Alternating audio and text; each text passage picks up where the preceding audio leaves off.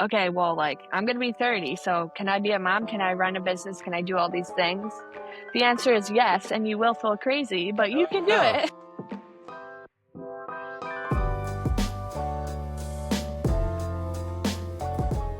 Hey, welcome everybody to the FlashQuotes podcast, the best podcast for mobile service businesses. Justin is smiling because he knows that's the truth. Watch us on YouTube. If you're listening, Justin is smiling.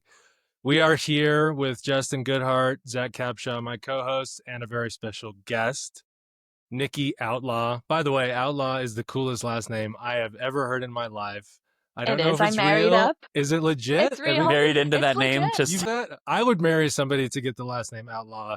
yeah. So There are some sisters, so then you could just take their name. All right, I'm gonna have to tell my wife it's a worthy cause. It's a worthy cause. Nikki, we're so happy to have you.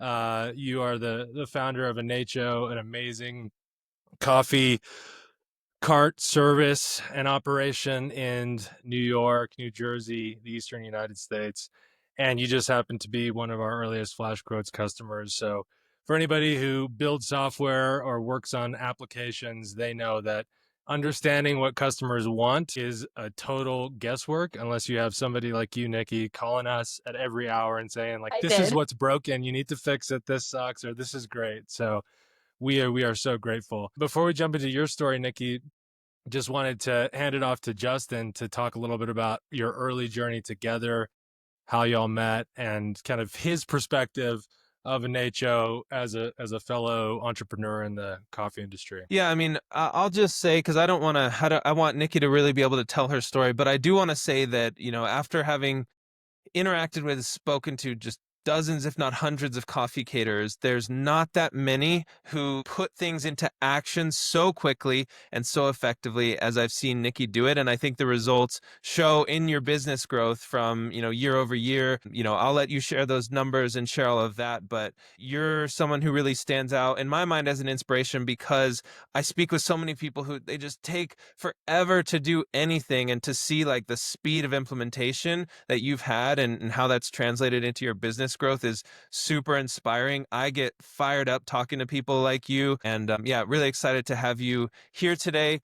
I'd love to just hear, can you take us back to the Anechó origins, the Sure. humble coffee cart origins that really we all have? We'd love to hear yours. Super humble beginnings. So I started in the restaurant industry 2008, I guess, right out of high school. Had always kind of just been interested in food and hospitality. I loved, being a server. I loved being a restaurant manager. I loved coffee. I went to culinary school for baking and pastries, but it was like kind of during that time where specialty coffee was coming up, I guess like 2010, 12. It was like my school was in Jersey City, so right next to New York City. So I'd like hop on the path and go over to the city and like try out. Then it was like the big ones were like Joe Coffee, Blue Bottle, Stumptown. So like now the specialty coffee world is like explosive, but it was growing. There wasn't a ton, but it was exciting because it was new and everyone was getting really nerdy. I'm not like the nerdiest coffee nerd. I like coffee. I want people to enjoy it how they enjoy it. I'm not going to like push, you have to have black coffee all the time. Anyway, so during culinary school, I was like, oh, I love coffee. I want to focus on this. And I kind of had always thought I'll open a brick and mortar. That's like my goal. First, it was like a bakery. Then it was like, no, I want a coffee shop. So after school, I kind of just started learning more about coffee, still managing / serving at a restaurant. My husband and I in 2016 for our like 1-year anniversary did a West Coast road trip and saw all these coffee carts, which were not on the East Coast at that time. Like no coffee carts to be seen. Really, it was like just regular coffee shops. And even still then, specialty coffee was kind of growing. So he is a big pusher. He's like a dreamer, and we work really well because I will get things done. So he's like, all right, well, why don't you start a coffee cart? And then that's how we can like start you opening a coffee shop, whatever. So we started a coffee cart. Our first event was December of 2018. I actually didn't have a cart. I set up on like a counter. My machine, which I got from Spect in Australia, was delayed because I ordered it, at the wrong time, we'll say. All of Italy's closed in August. So the machine, of course, I ordered in August. So then it's kind of just like a backlog from there. So started by renting a espresso machine. I did have my own grinder, and I was just like, all right, we're doing this. It was awesome. We did like $3 pours, and like I actually posted the menu the other day on Instagram, and somebody was like, wow, those prices. I'm like, 2018. So I did that, like markets, pop-ups for a while. All the while still working. I wasn't necessarily giving it my all because I just wasn't mentally ready, I think, for that transition of like, all right, well, I got to stop making money to start making money and Yeah. like really put the effort into it. So I do markets, pop-ups, and for anyone who's ever done a market or a pop-up, you know, those are a lot of work. You could be there for 8 hours and sell 300 coffees or like 20 coffees, and you have to prepare to sell 300. So you're wasting a lot, really just hoping for people to buy your stuff. Which I don't like that. Oh, like, hey, and then they're kind of just like walking by and you don't want to make them feel bad. But anyway, so I did that for a bit. And then we did open a coffee shop with business partners. That didn't work out. That's a whole nother story. But I did have kind of like the catering business, but was still doing markets, pop-ups. I thought weddings were like the ultimate goal of like what kind of client I wanted. So I would go to wedding expos and reach out to wedding venues and all of that. Well, I don't know if, have you ever done wedding expos, Jess? As few as I can. I'm, Okay. I feel the especially on same. the corporate, and weddings can be amazing, but yeah, I think pretty early on I recognized I don't think I had a hard time getting wedding clients, and from the beginning I was just all corporate as much as I could be. So Okay. Yeah. So at that, I was just reaching out, trying to get weddings, not totally even thinking of corporate. But the wedding expos are the same. They come, they try your coffee, you tell them the prices, they're like, oh, and you hope that they book you. And then you spent money to be at the wedding expo and you likely didn't get booked, or one person books you. It's kind of similar to the markets. Fall of 20, I was trying to get back on the horse after, bad business breakup. Like, all right, well, I have to make the cart work because that's where I'm at. My full-time job had actually closed right before COVID. So it was like a very interesting time in my life. little sink or And swim stuff happening there for you. yes, we had our first kid. So it was all happening. Wow. I don't know, like, if as men you wonder, like, no, you don't actually. Well, whatever. Because you're like, can I be a mom and run a business and like do all these things? Like that's just what women have to deal with because the load. My husband's amazing. He does a lot. He's a very helpful and supportive partner, but being a mom is just different. So I think like before COVID, I'm like, my job is closing. All right. So we were doing this brick and mortar with somebody else. Okay, well, like I'm going to be 30. So can I be a mom? Can I run a business? Can I do all these things? The answer is yes. And you will feel crazy, but you can do Wow. it. Woo! Love to hear that. Yeah. I still feel crazy. 2 kids and many coffee carts later. So I don't think it's changing anytime soon. But I did a call with Corbin from Night Owl. I feel like every podcast anyone talks about Corbin gets a little shout out. So I did a call with him, paid to do a consult, and that kind of just helped change my thinking of I'm not a mobile coffee shop, I'm a coffee catering service. And so I was like, all right, no more of these markets where I'm standing around wondering if I'm going to make money. So we did in February 2022, we did our first branded event in New York City. And I made the stickers wrong. They didn't go to the event wrong, but when I got them made, they were like rectangular with the white background, which I'm not a big, if my cup is white, I don't like the white background on the sticker because it's like mismatchy. So there were these like, I'll have to find a picture, like rectangular. So you couldn't even see the whole logo on the front of the cup. So I'm like, all right, this is wrong. So I had to scramble to kind of figure it out. But we did our first branded event. It was for this like tanning company, our first like brand activation. And I don't know how, I say it's gone somehow from there. And so in 2022, we did 100 events. I don't know where the people came from, but they came. you know, I think working on SEO, all of that, and just the social proof that everyone talks about, it is true. Oh, you worked with that brand? Okay, so like you can actually hold it up for our brand. So Yeah, I wanted to double click in there because you've worked with some amazing brands over the the last, at least since you've been with FlashQuotes. I don't know if you're allowed to name drop or brag on yourself or whatever, but it's really impressive. And I think a lot of people who are maybe in that farmers market focused on weddings like would love to aspire to work with some like premium brands like that, but maybe they don't know how to get started. So maybe you could just talk a little bit more about that. yeah, I kind of say like getting into corporate was a fluke, but it's something that like I'm so thankful for. And that's why I was saying kind of about the weddings. Like now corporate is like my creme de la creme. I'm like corporate only. I'd never need to do another wedding. If somebody wants us, obviously we do. Like we send out quotes for showers and weddings and all of that, but it's mostly corporate that are booking us. And yes, I would say like sometimes corporate's like, oh, okay, like that's not in our budget. Can you, move it X, Y, and Z?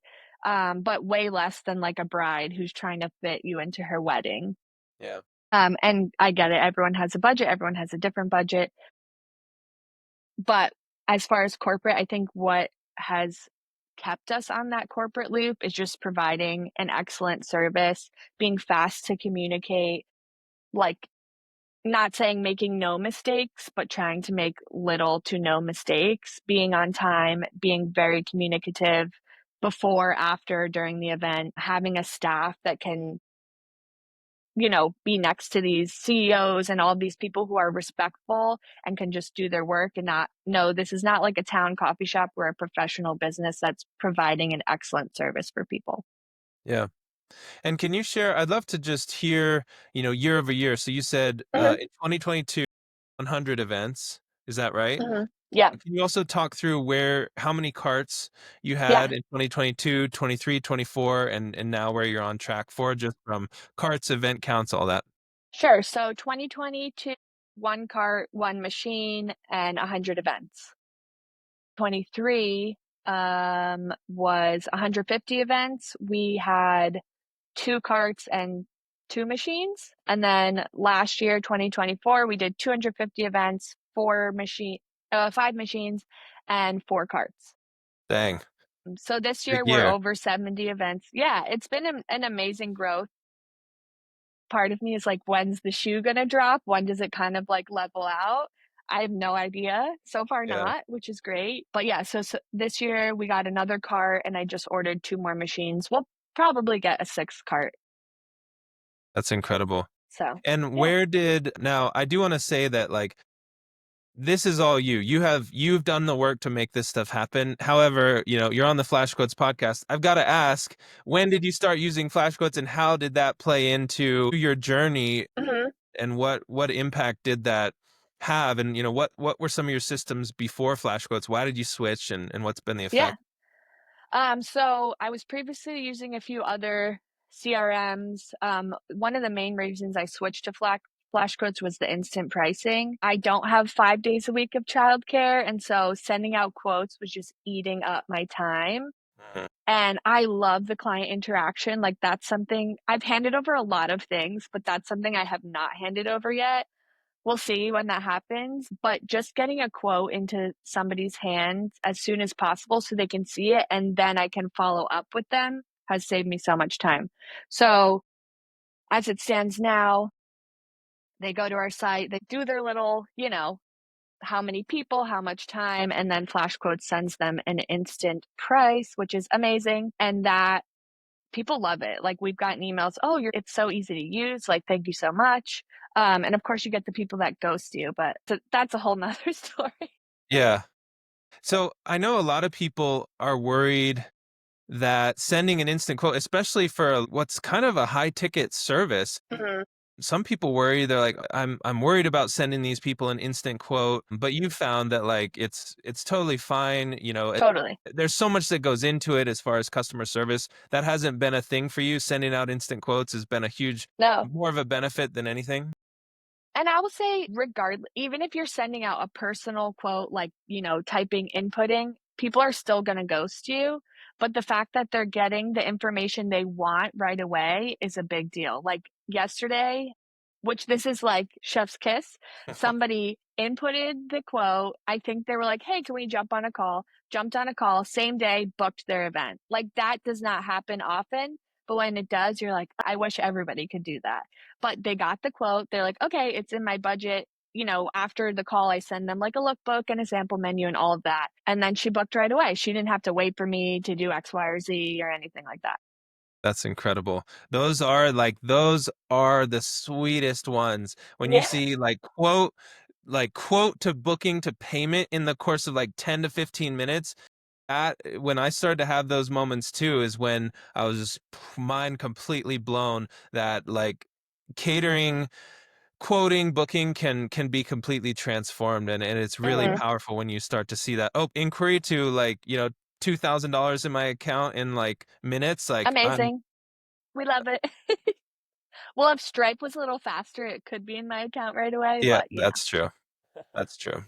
And then another thing that, I kind of switched to FlashQuotes for was that back end system so I know you use like office names or something. We're pretty lame. We just do like espresso machine 1 and cart 1, whatever. But Whatever works. the blue van, the black van, and the white van. Yeah. That's how we name things. Maybe one day I'll come up with a fun system. But having that on the back end where it says, oh, this machine is booked somewhere else, this cart is booked somewhere else, and being able to cross-reference and add staff to that. And then the way we do staffing is through Google Calendar. So, the other integrations that we use to get that to the calendar and staffed and everything is great. Yeah. That's incredible. Yeah, and I think there is a perspective that you miss out on the personal touch and interaction. But I think there's always off ramps, right? If somebody wants to reach out Right. and talk to you after a quote, they can do that. But this is enabling folks. Like for me, I don't really want to talk to anybody. I just want to go and get information and book and pay, right? I want to be your chef's kiss client, and you gotta be able to enable that for people, right? Especially in 2025 with all the different mechanisms to order and pay, and talk to somebody on your own terms. I think that's really cool. So you feel like because you love customer service, right? You just said, I Love want it. to keep it. I don't even want to give it away. Maybe I should. You haven't felt a lack of the ability to provide that customer service with instant quoting or with some of Nope. these automations in place. And we have like a automation, and I'm sure Justin goes over this with a lot of the FlashQuotes customers of like the text 10 minutes later, 15 minutes later, the email the next day or a few hours later, just following up. Like those things can all still happen. Just because you have an instant quote doesn't mean no. If you don't follow up, that's a you issue. It's not like your instant quote issue. You still have to do your job, whether that's through automations or manually. Yeah. Yeah, that's such a good point where we have so many amazing native features, but we integrate with things so well so that you can basically make whatever full customer experience you envision come alive either directly in FlashQuotes or just through integrations we have, which is cool. Nikki, you grew from 2022 to 2024, basically 2.5x, right? 100 events to 250 in a 2-year period. Bonkers. Like most people could only dream of that in such a short period. Can you share? I know of the podcasts I've been on, people resonated most with like the challenges, the failures, the growing pains. What were some of yours? Like in as much detail and grit as you're comfortable sharing, what the pain was, and then of course resolve it with like what the Yeah. solution and learning was. I mean, I think the biggest pain is that you can't duplicate yourself, right? You're like, I'm amazing, which if anybody knows me, I'm like, don't like talking about myself. So I don't go around saying I'm amazing. But you're like, I know my capabilities. If I make a mistake, it's on me. And I have to face myself almost. I can't duplicate myself. I can't be in two places at once. So if we have two events going on at one time, how do I replicate this? So it started with just like hiring some people who I had worked with before per DM. I'm like, you're really great on bar. Your customer service is great. Because it's not about, and I've been interviewing some new hires this week, and I'm like, coffee is the last thing that we do. It's kind of just an add on. Like, it doesn't even really matter about the coffee. Yes, we're serving that, but we're bringing an experience to our clients. We're giving them a professional service with excellent customer service. And so great that you have great latte art. I'd rather somebody who has amazing customer service skills and interpersonal skills and has like just okay latte art. Anyway, sorry, I got off a little bunny trail. But I think the problem is like you're one person, you can only do what you can do. I was also a mom at the time. My husband works at a hospital, very inflexible hours. And so when he's at work, he's at work. So I think just for me, figuring out, okay, well, how do I grow my business, be a present mom, be an okay wife at least. And that was just finding people I could trust that could duplicate what I do or what I did, because I'm not really going to many events these days. That's how it goes, right? You kind of work yourself out of a job. Well, I still have a job, but I'm doing a lot more. I think one of the main issues is that as an owner, you have the fear of like this person's going to mess up, and they are. One of my team dropped our $10,000 espresso machine. Like, things like that are going to happen. The other day I got a text of the bumper of our van. We bumped into the whatever thing that's in the parking lot here. Like, okay, like you just can't, obviously if it's a consistent issue, you address it, but things are going to happen and that's just part of doing business. And so I think being gracious with your team, is super important. So growing the team, I think the biggest pain is like, I can't really afford to hire you full-time or part-time right now, kind of like as you're growing. So Yeah. being upfront with people, not saying, come work for me. And then you're like, oh, sorry, I don't have any hours to give you, but being upfront saying like, I'm growing my business. If you can give me, if you're okay with being flexible. And I think that's the good thing about kind of the catering, coffee, restaurant world is people are used to, I might work 5 hours this week and 30 hours the next week. But I think first and foremost, it comes from being like a kind boss and a person that people want to work for, because all of my team is really respectful and they respect me and I respect them. Yep. And I literally could not do it without them, because I could have 7 machines and 5 carts and nobody to do the business. Like you need your staff. So I think while staffing is like one of the biggest hurdles, it's definitely the most important because you can't grow without your team. And then systems. I recently, like last year, worked on getting our systems on paper and more like fleshed out, but it was just teaching people how I wanted things to be done and having them like, I know you worked at this coffee shop or you learned from this person, but this is how we do it here. Yeah. And that it does take time for people to kind of switch, but I think kind of being a broken record and saying like, no, we're going to do it this way. Or one of my team, I love her. She's been with me the longest. But when she first started, I was like, where did you grow up? Because how you are saying these things is just so interesting. And just saying like, hey, can you rephrase when don't say like it's silly, but it's like the guest is already in line. Like just say, hey, what can I get for you? Or like, what can I get started for you? Instead of like, oh, would you like something? Yes, they would like something. They're already in line. Mhm. Or like passing it off and saying enjoy and not just like here's your drink, kind of honing in on the small details. This is a really interesting point because the baristas on site the day of are such a critical piece. They're the final, I mean, they're the final piece in this puzzle that you've been working for, planning this event for days, weeks, months, and they're the final touch point. They're going to be one of the things that these clients remember most. And so you're talking about these customer service elements. How do you train your staff? What is your actual onboarding and training like? If you have someone who's brand new starting today, how do you get them up to speed and creating that amazing experience on site?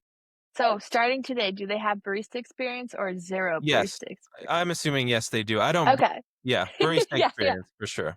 Okay, cool. So I would, now that we have like an office and I'm not running things from my home, I would have them come to the office. One of our event leads, Mike, he's an amazing, just like teacher. He's so patient. And so honestly, a lot of times now I'm not even teaching. I might like pop in, but the feedback from the rest of our team that I've gotten about him is like, he's an amazing teacher.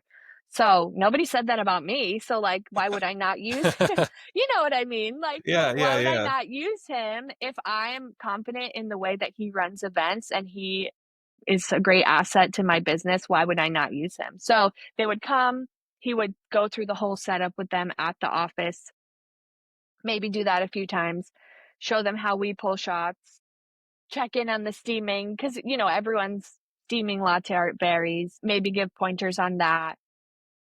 And then we kind of have them come to a few events. It depends on their like level of ability and how comfortable they are with customer service. So it might be anywhere from like 2 to 4 events as a third barista.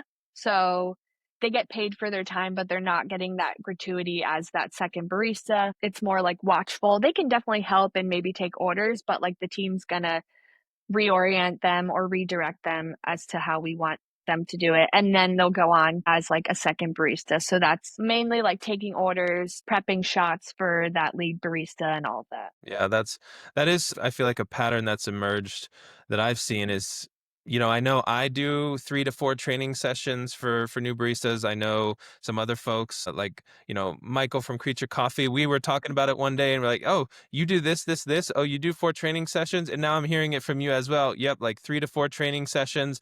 I don't know how we all landed on that. I guess it's just because it's what works and what people Yeah. need, but that's incredible. It's cool to hear now for a third time. Yep, takes 3 to 4 sessions and then they're ready to start diving in a bit more.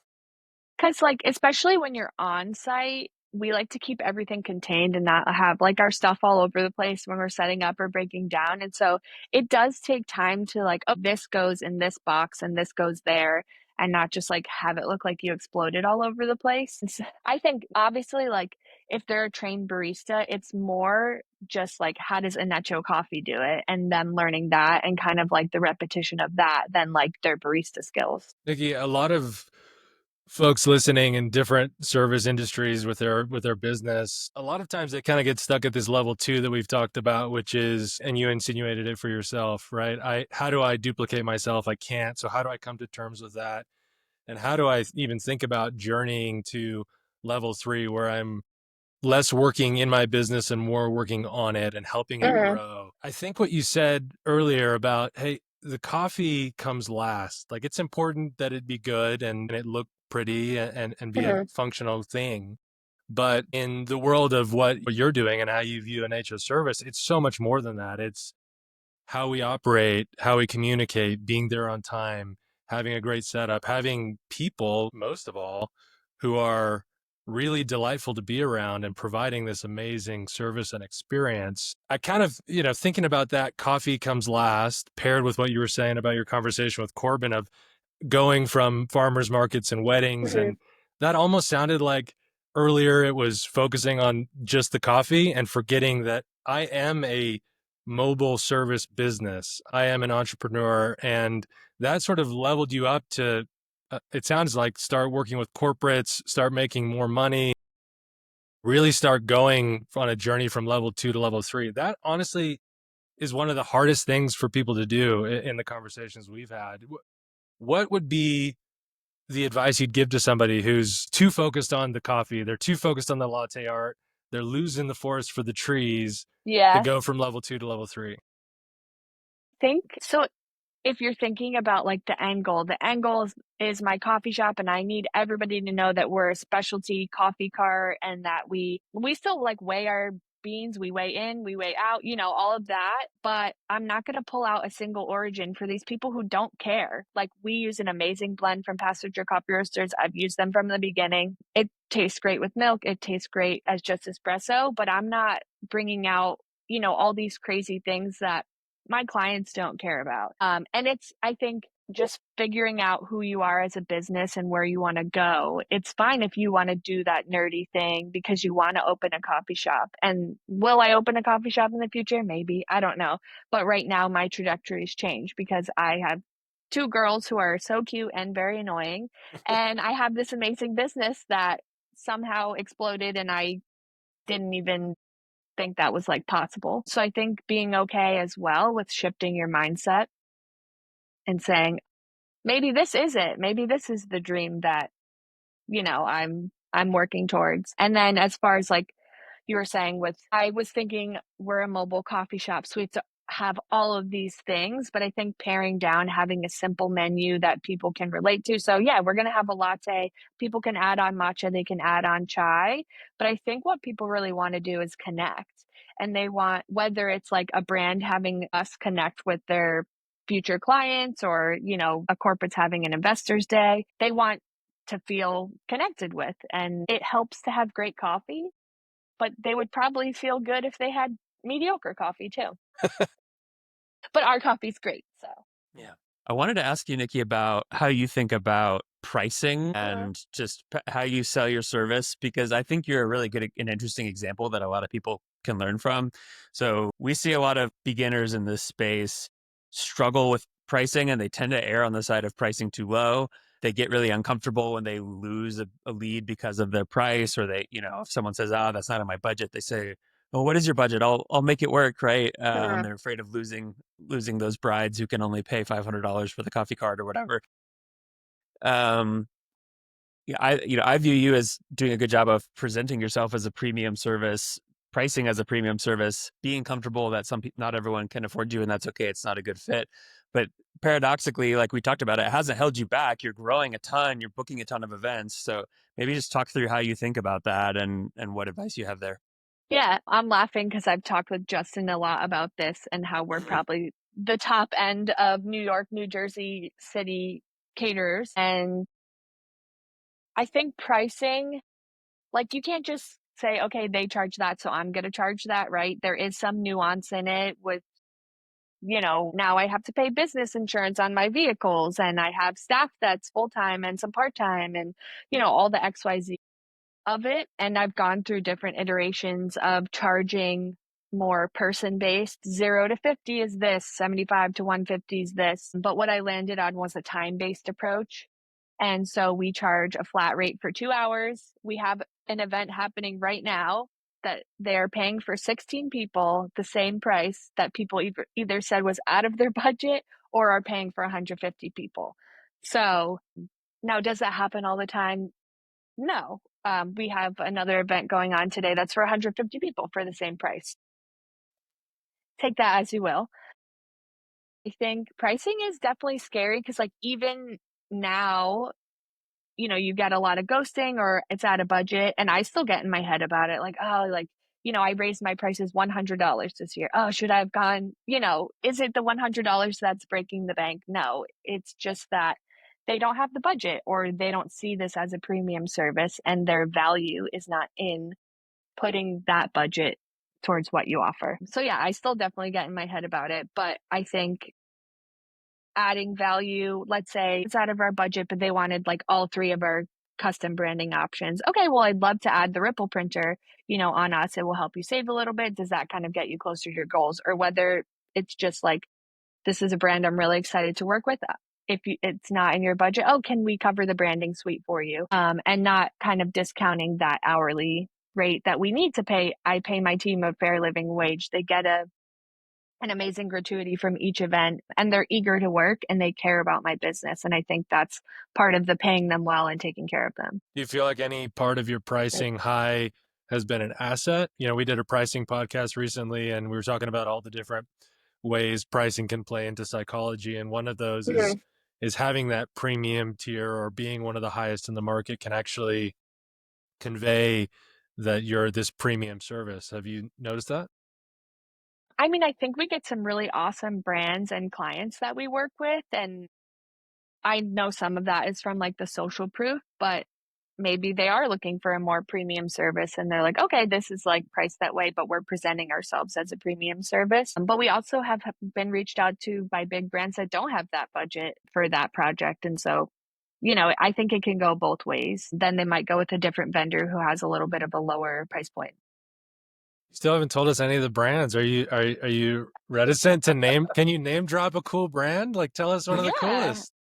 Well, okay, so I am like a Pinterest girly since like I was in college. I was like pinning my wedding board and like my cafe stuff. So we work with Pinterest a bunch, which like that might not be a big deal to people, but I love Pinterest. Awesome. That's awesome. We've done, most recently, we did like AIG. We've done like Anthropologie, Madewell. I don't even know big ones. Coinbase, Robinhood. I'm trying to think. Gap. I don't know. Everyone liked our Gap post the most. I was like, oh, apparently people think Gap's a big deal. That's cool. So yeah, a lot of fun clients. And it's fun when, like we work with Bloomingdale's a lot in New York City. They'll do a lot of activations and pitch us to their clients. So it's a really good client to have. And we did like a 3-week Hoka event, and then like all the team got shoes. So I love like when my team gets to get fun stuff from working. That's really cool. You mentioned a couple times, I think, posts that did well on Instagram, and I'm curious to talk about. I don't know if you have a different opinion than Justin's on Instagram versus Google, or the same, but you're very active on Instagram. You post a lot, you engage a lot. Is that All mostly, this very silly reels that my 23-year-old social media manager does. Yeah. They're So great. do you find that to be driving leads and value for your business, or is it still mostly from Google? Is the Instagram mostly just for Yeah. your brand and kind of, how do you think about that? Yeah. So Instagram gives us 0 to none clients. That's Okay. very Small low. range. It's a very All small right, how about range we'll say around like 0. 1 client a year. So most people are finding us on Google. So that's working on SEO, doing Google ads. If I have a chance to ask people, like if they get on the phone with me, like, oh, what did you search? So that kind of helps to know what people are searching so that we come up. But yeah, Instagram's not really, it's more just like for our brand. It's for fun. It helps. Like, let's say we're in an office and the person who hired us is like the events manager. So they follow us and then they'll see us every so often and be like, oh yeah, we should have them back or something like that. I think it's very helpful for that. But usually the people that are hiring us are not searching Instagram for coffee cart caterers, for brand activation, stuff like that. So yeah, no, unfortunately. And a lot of times we'll get DMs, baby showers, bridal showers, etc. And most of the time they're not booking with us. So Justin's hypothesis has once again Correct. proven true. Google for sanity, Instagram for vanity /fun. Yes. Ours is pretty vain too. And this could change, right? That's just currently in the current snapshot for coffee caters specifically, in my experience, right? Wait Sure. 5-10 years when all of the people booking coffee carts are Gen Z, Gen Alpha, who search primarily on TikTok, and this all could change in Do I a, have to get a TikTok now? Oh well, boy. I don't know. I don't Yeah, you have got to one, start but dancing, Nikki.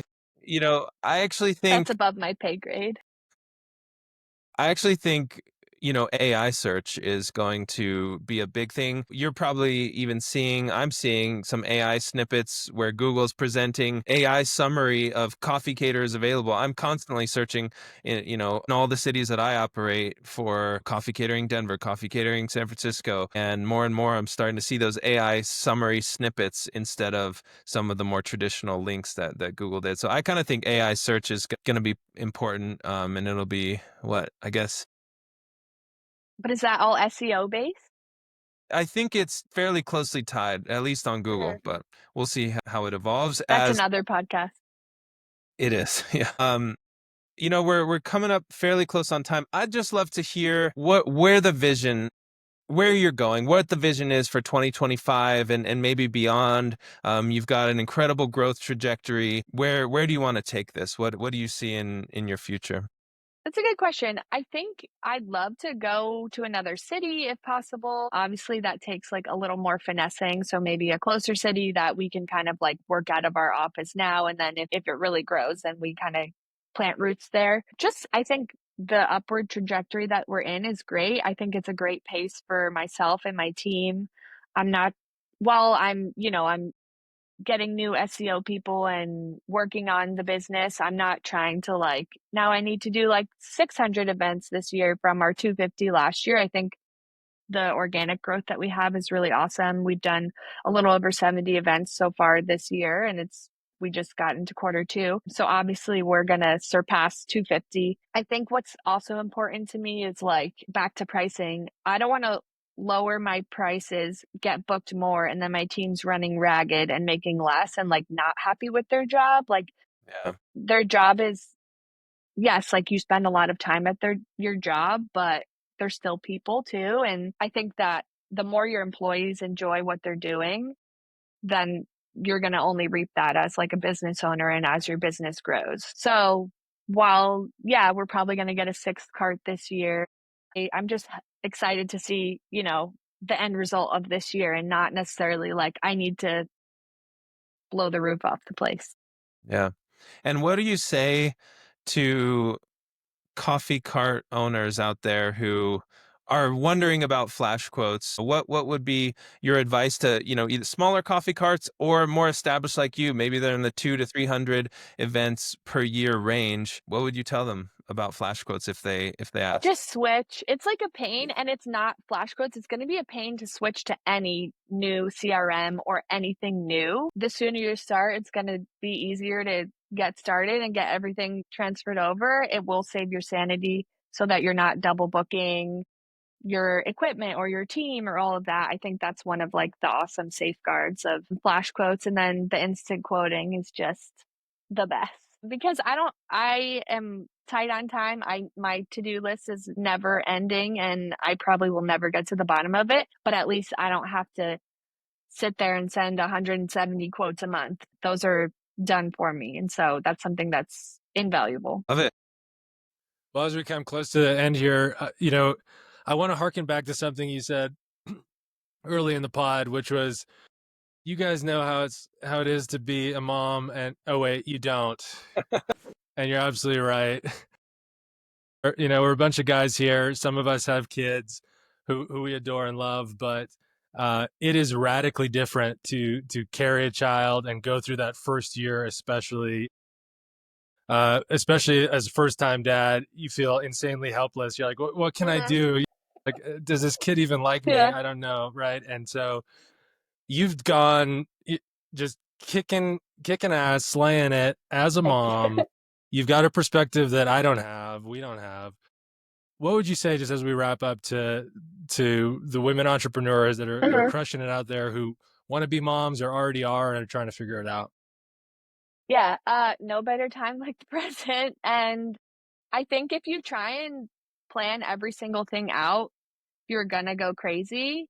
And you're already gonna be crazy being a business owner, being a mom. So why not do it all at the same time? You're already going to be crazy. You're already gonna be crazy. I mean, is it amazing and it's fun? Yes.